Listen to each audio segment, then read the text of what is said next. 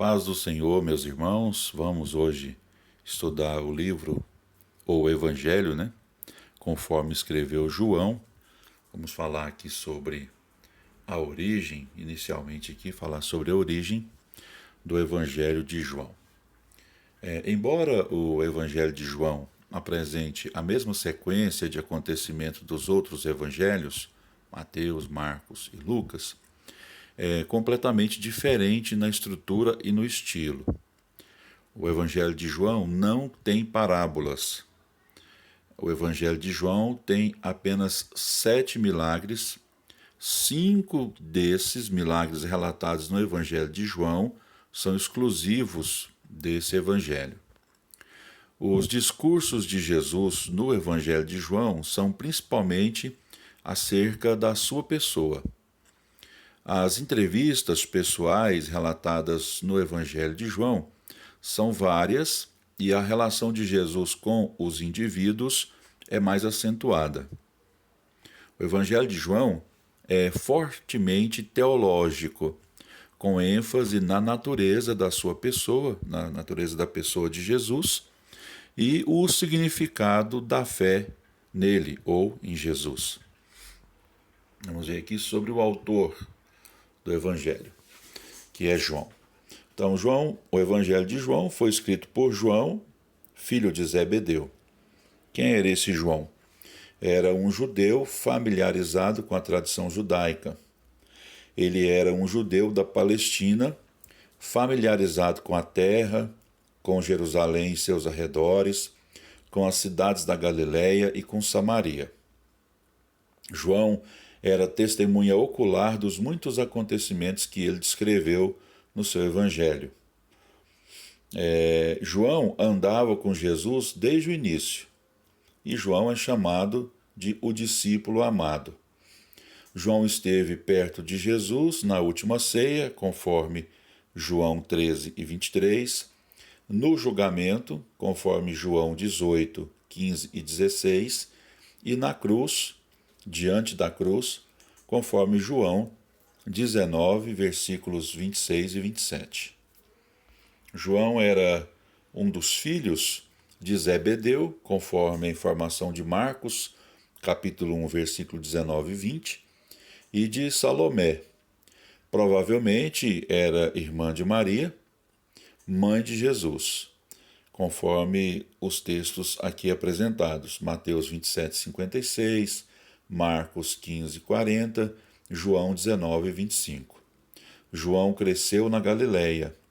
Ele foi sócio de seu irmão Tiago, de André e de Pedro, na pesca.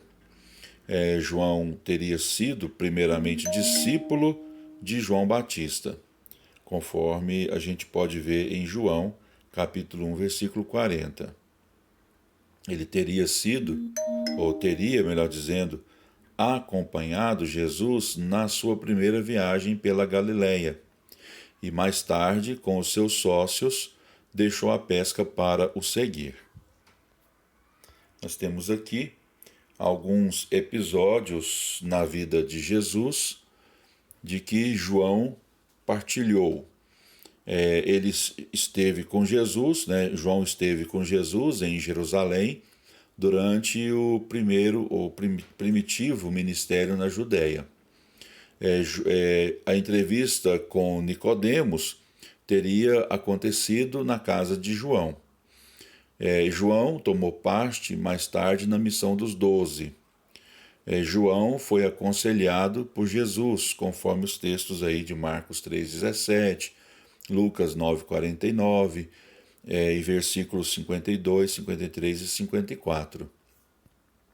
A mãe de João pediu a Jesus que lhes garantisse lugares de primazia no seu reino. Na última ceia, João ocupou um lugar de privilégio e de intimidade junto de Jesus. No julgamento, João obteve acesso ao tribunal do sumo sacerdote porque era conhecido dele, conforme está lá em João 18, versículos 15 e 16. João presenciou o julgamento e a morte de Jesus e assumiu os cuidados pela mãe de Jesus. João andou com Pedro durante os dias do funeral e foi com ele um dos primeiros a visitar o túmulo vazio. João viveu por muito tempo depois do começo da era cristã. As epístolas mostram que ele subiu a uma posição de influência na igreja e se tornou grande expositor do amor de Deus em Cristo. O conteúdo do Evangelho de João.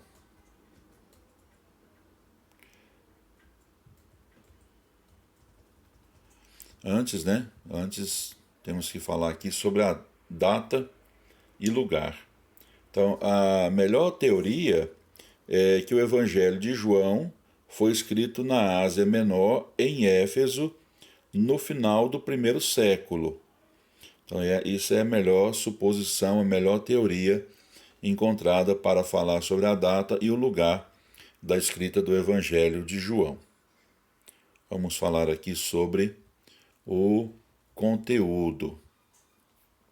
A chave de João está em João capítulo 20, versículo 20 e 31.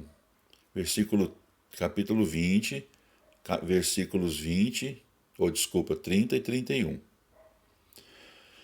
Jesus fez na presença dos discípulos muitos outros sinais que não estão escritos neste livro.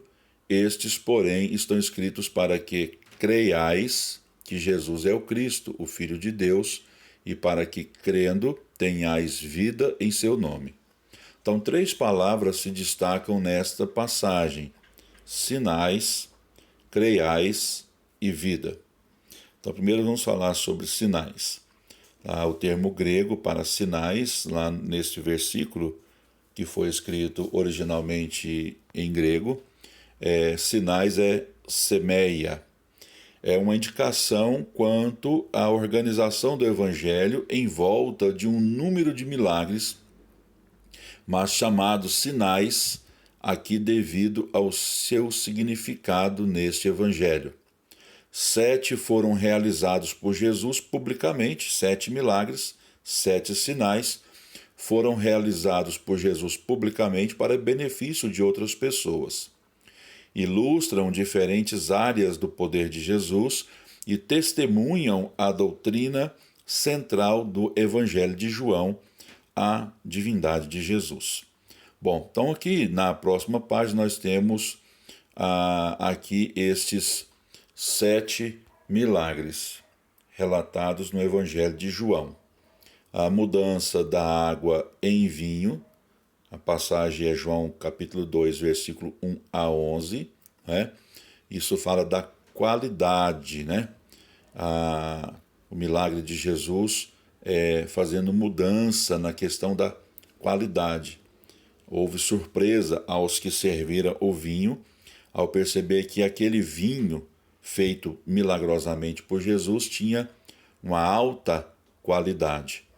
A cura do filho de um nobre, capítulo 4, versículo 46 a 54, a questão do espaço. A cura de um homem paralítico, capítulo 5, versículo 1 a 9, o tempo. A alimentação dos 5.000 homens, a passagem está em João 6, 1 a 14, isso fala de quantidade. Andando sobre as águas, capítulo 6, 16 a 21, Jesus desafiou a lei natural, a lei da natureza. A cura do cego, capítulo 9, versículo 1 ao 12, infortúnio. A ressurreição de Lázaro, capítulo 11, 1 a 46, a questão da morte, foi anulada na vida de Lázaro, Jesus o trouxe à vida novamente. Então, esses 7 milagres deram-se nas áreas em que o homem é incapaz de efetuar qualquer mudança de leis ou condições que afetem a sua vida. Essas obras, esses sinais, esses milagres testificam a sua sobrenatural capacidade.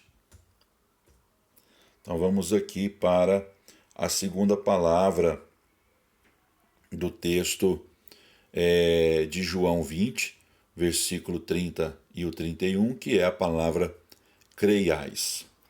Então, a palavra creiais, lá no grego, é pisteusete, ou, né, vem do verbo lá pisteu, creio, confio.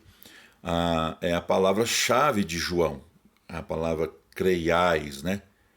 Ou pistel, creio, confio, é a palavra-chave do Evangelho de João. Ocorre 98 vezes. Algumas vezes se traduz por confiar, conforme foi traduzido no capítulo 2, versículo 24. Significa reconhecimento de uma pretensão pessoal ou a entrega completa do indivíduo a Cristo. Nela se encontra o significado pleno de toda a vida cristã, pois o tempo do verbo usado nessa passagem implica o processo contínuo de fé, envolvendo também progresso. João define a fé em Cristo como recebê-lo, fazendo-o parte da vida da pessoa. Convencido por sinais, que eram provas do poder da pessoa de Jesus, o crente avança para uma fé firme. A outra palavra do texto que nós falamos é a palavra vida. No grego, a palavra vida é zoe, ou, mais próximo ali da pronúncia antiga, zoe. Na linguagem joanina, é a soma total de tudo o que é concedido ao crente na salvação. É a mais alta experiência de que a humanidade é capaz.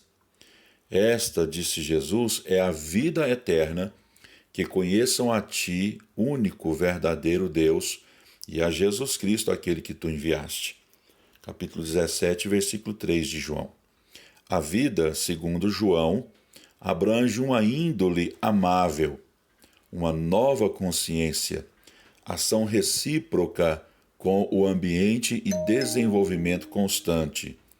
Estas três palavras, sinais, fé e vida, fornecem uma organização lógica ao Evangelho. Nos sinais está a revelação de Deus. Na fé está a reação de que eles estão preparados para produzir. Na vida, o resultado que a fé traz. Então aqui encerra a nossa aula. Nós teremos 3 aulas sobre o Evangelho de João. Esta foi a primeira, ainda teremos mais 2. Deus abençoe. Um abraço a todos.